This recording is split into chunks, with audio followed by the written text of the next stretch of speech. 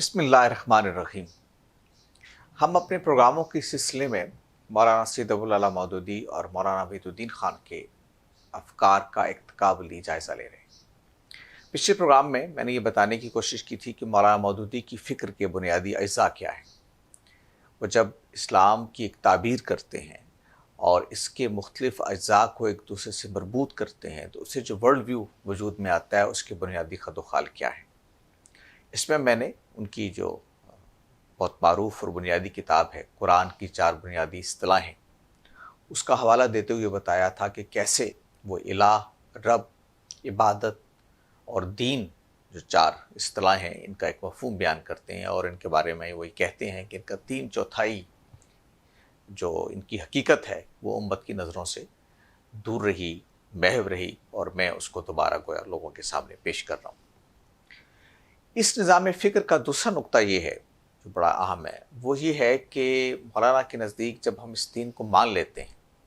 اور اس دین میں داخل ہو جاتے ہیں تو اس دین کی اقامت ہماری ذمہ داری ہے۔ اقامت سے مراد ہے اس دین کو قائم کرنا ان کے نزدیک،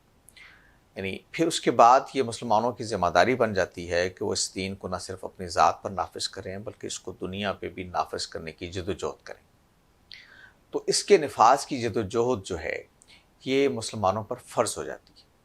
یوں وہ ایک فریضہ اقامت دین کے نام سے ایک نئے فریضے کا اضافہ کرتے ہیں دین کے بنیادی تعلیمات میں۔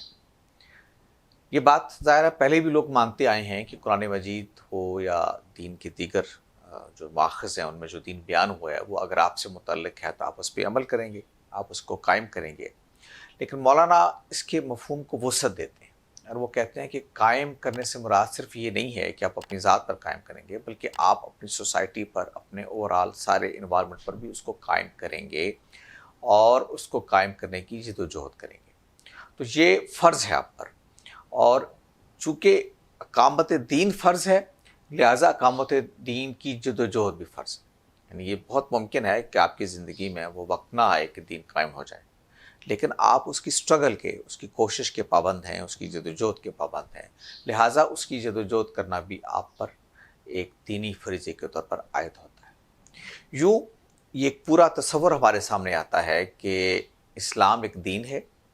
دین غلبے کے لیے آیا ہے اور غلبے کی جدوجہد فرض ہے ہر مسلمان پر، اور اس کو اس کے لیے جدوجہد کرنی ہے، اور اگر اس جدوجہد میں وہ کوئی کوتاہی کرتا ہے تو وہ خدا کے ہاں جواب دہ ہے، بالکل ایسے ہی جیسے آپ کسی اور فریضے جیسے نماز ہے، جیسے روزہ ہے، جیسے حج ہے، جیسے زکوٰۃ ہے، اس کی ادائیگی میں آپ نے کوتاہی کی تو اس کے لیے اپنے خدا کے حضور میں جواب دہ ہوں گے۔ یوں آپ اس کی تعبیر ہم یوں کر سکتے ہیں کہ اس سے پہلے ہم دین کے 5 فرائض کو جانتے تھے، یعنی آپ نے کلمہ پڑھا، آپ نے اقرار کیا، اور اس کے بعد آپ نماز، روزہ، حج، زکوٰۃ۔ اب آپ ایک 6واں فریضہ بھی ہے آپ پر، اور وہ ہے فریضہ اقامت دین، دنیا میں دین کو نافذ کرنا، اس کا غلبہ کرنا۔ تو یہ ساری پوری تعبیر دین ہے۔ اب مولانا مودودی اس کے اجزاء کو آپس میں مربوط کرتے ہیں، اور ان کے خیال میں وہ جو تعبیر اب بتا رہے ہیں قرآن کی 4 بنیادی اصطلاحوں کی، الہ، عبادت، دین اور چوتھی جو لفظ رب ہے، ان کے درمیان اس کی جو تعبیر ہے اس کو سامنے رکھ کے وہ بتاتے ہیں کہ کیسے ایک دین کے نفاذ کی جدوجہد کے ساتھ یہ سارے جو بنیادی کنسپٹس ہیں وہ جڑے ہوئے ہیں۔ مثال کے طور پر میں اس کی شرح یوں کرتا ہوں کہ دین کے اندر جب آپ کا بنیادی یہ فریضہ طے ہو گیا کہ اب آپ نے دین کو نافذ کرنے کی جدوجہد کرنی ہے دنیا میں، یعنی اسلام چونکہ دین ہے، دین سے مراد اسٹیٹ ہے، اسٹیٹ کو قائم کرنے کی جدوجہد آپ نے کرنی ہے، اور اس کے لیے وہ 3-4 اصطلاحیں استعمال کرتے ہیں، جیسے حکومت الہیہ، جیسے جماعت اسلامی جو انہوں نے تحریک اٹھائی اس کے لیے اسلامی انقلاب کی ایک اصطلاح استعمال کرتی ہے۔ تو وہ یہ کہتے ہیں کہ سارے جو اصطلاحیں ہیں یہ بنیادی طور پر ہم مانی ہیں۔ چنانچہ اس کو جب وہ جماعت اسلامی انہوں نے بنائی تو اس کے دستور میں گویا انہوں نے اس کو لکھ دیا اور اس کو بیان کر دیا اور اس کو اپنا بنیادی فریضہ قرار دیا۔ میں آپ کے سامنے اس دستور کی جو جماعت اسلامی کا دستور ہے اس کی عبارت کا ایک حصہ آپ کے سامنے پڑھ رہا ہوں، جس سے یہ ساری چیزیں واضح ہو جائیں گی کہ الدین، حکومت الہیہ اور اسلامی نظام زندگی تینوں اس جماعت کی اصطلاح میں ہم مانی الفاظ ہیں۔ جماعت سے مراد جماعت اسلامی جو مولانا مودودی کی فکر پہ قائم ہوئی اور آپ ہی اس کے بانی تھے۔ مزید لکھا ہے قرآن مجید نے اپنے جس مفہوم کو بیان کرنے کے لیے اقامت دین کے الفاظ استعمال کیے ہیں، اسی مفہوم کو یہ جماعت اپنی زبان میں حکومت الہیہ یا اسلامی نظام زندگی کے قیام سے ادا کرتی۔ ان تینوں کا مطلب اس کے نزدیک ایک ہی ہے، اور وہ یہ ہے کہ انسانی زندگی کے جس دائرے میں انسان کو اختیار ہے اس میں وہ برضا و رغبت اسی طرح اللہ کی تشریعی حکومت تسلیم کرے، جس طرح دائرہ جبر میں کائنات کا ذرہ ذرہ چار و ناچار اس کی تکوینی حکومت کو تسلیم کر رہا ہے۔ اللہ تعالیٰ کی تشریعی حکومت کے آگے سر جھکانے سے جو طریقہ زندگی رونما ہوتا ہے وہی الدین ہے، وہی حکومت الہیہ ہے، اور وہی اسلامی نظام زندگی ہے۔ یہ بات جماعت اسلامی کے دستور میں بیان ہوئی ہے، اور اس کی شرح سے جیسے کہ میں نے ابھی آپ کے سامنے عرض کیا، یہ بات واضح ہے کہ اسلام جو ہے وہ ایک دین ہے، اور اس دین کو نافذ کرنے کی ہم نے جدوجہد کرنی ہے۔ اور اس کائنات کے اندر جس طرح اللہ تعالیٰ کی ایک قوت ہے، اللہ تعالیٰ کی ایک تکوین ہے، اس کے تحت یہ نظام قائم کر وہ جاری ہے، یعنی ہر چیز جو اس کائنات کی ہے اس کے پاس اس کے سوا کوئی چارہ نہیں ہے کہ خدا کی حکموں کے سامنے سر تسلیم خم کر دے۔ چاند، سورج، زمین، آسمان، اس کا ذرہ ذرہ،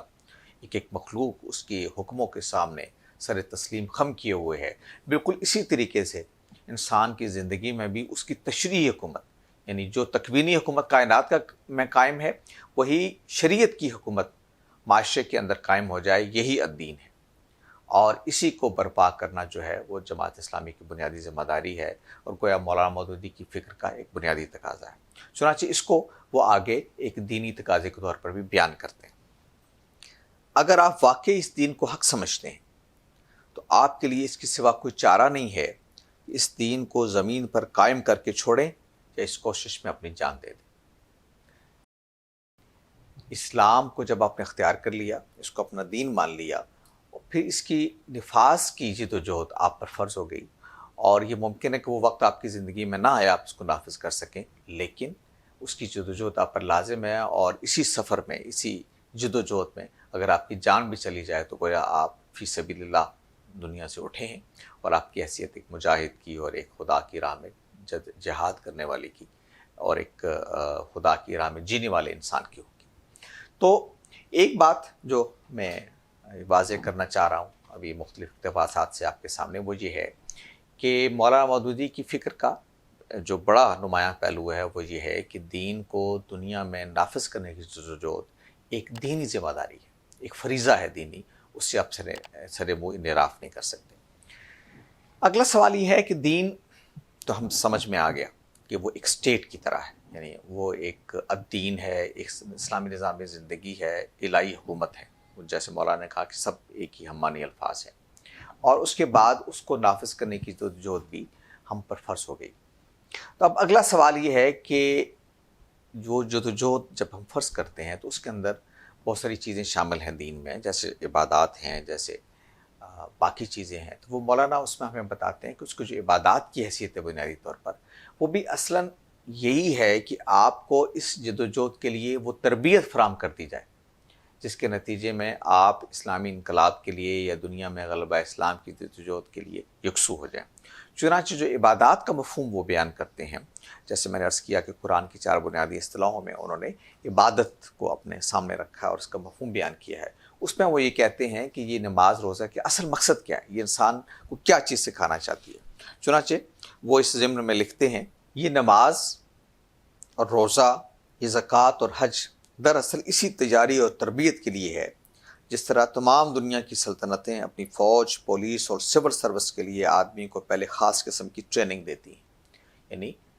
آپ نے دنیا میں غلبہ دین کی جدوجہد کرنی ہے، اس کے لیے آپ کو ٹریننگ دی جا رہی ہے، اور یہ جو نماز، روزہ، حج، زکوٰۃ ہے وہ دراصل اسی ٹریننگ کے نظام کا حصہ ہے۔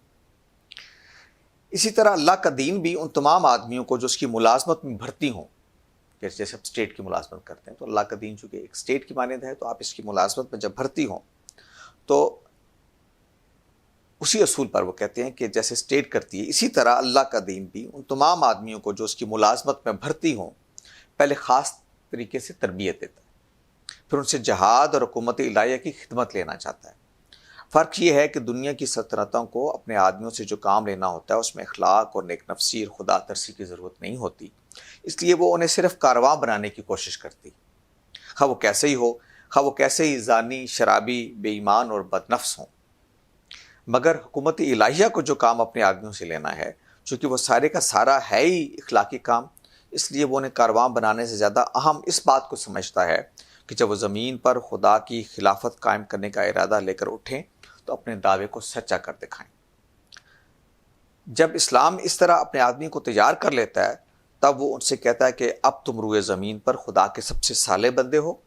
لہٰذا آگے بڑھو، لڑ کر خدا کے باغیوں کو حکومت سے بے دخل کر دو اور خلافت کے اختیارات اپنے ہاتھ میں لے لو۔ اس میں گویا مولانا نے واضح کر دیا کہ وہ دین جس کو نفاذ کے لیے آپ جدوجہد کرنے اٹھے ہیں، ان میں عبادات کیسے متعلق ہو رہے ہیں۔ یہ عبادات ایسے متعلق ہو رہے ہیں کہ وہ آپ کو ایک تربیت فراہم کر رہے ہیں۔ تربیت کس کام کی؟ کہ آپ نے دنیا میں اسلامی انقلاب کے لیے، اسلام کے غلبے کے لیے جدوجہد کرنی ہے،